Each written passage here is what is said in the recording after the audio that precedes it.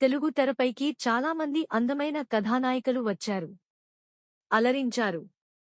అందం విషయంలో, ఆకర్షణ విషయంలో ఒకరితో ఒకరిని పోల్చలేం.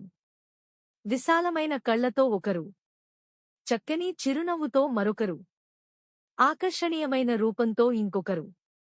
ఇలా ఒక్కొక్కరు ఒక్కో విశేషంతో ఆడియన్స్ ను ఆకట్టుకుంటూ వచ్చారు.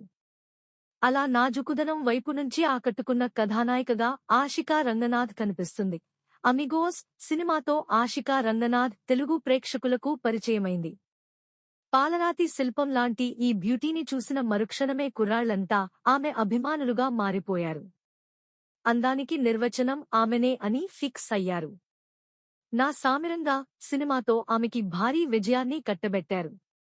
విశ్వంభరలో ఆమె పాత్ర ఎలా ఉండనుందా, ఆమె ఎలా కనిపించనుందా అనే ఒక కుతూహలంతో వెయిట్ చేస్తున్నారు.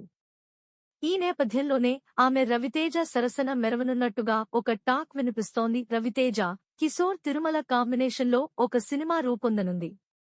ప్రస్తుతం ఈ ప్రాజెక్టుకి సంబంధించిన సన్నాహాలు జరుగుతున్నాయి. ఈ సినిమాలో 2 కథానాయికల అవసరం ఉందట.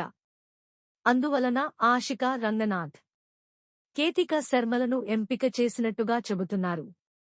ఈ సినిమాకి అనార్కలి అనే టైటిల్ను పరిశీలిస్తున్నారట.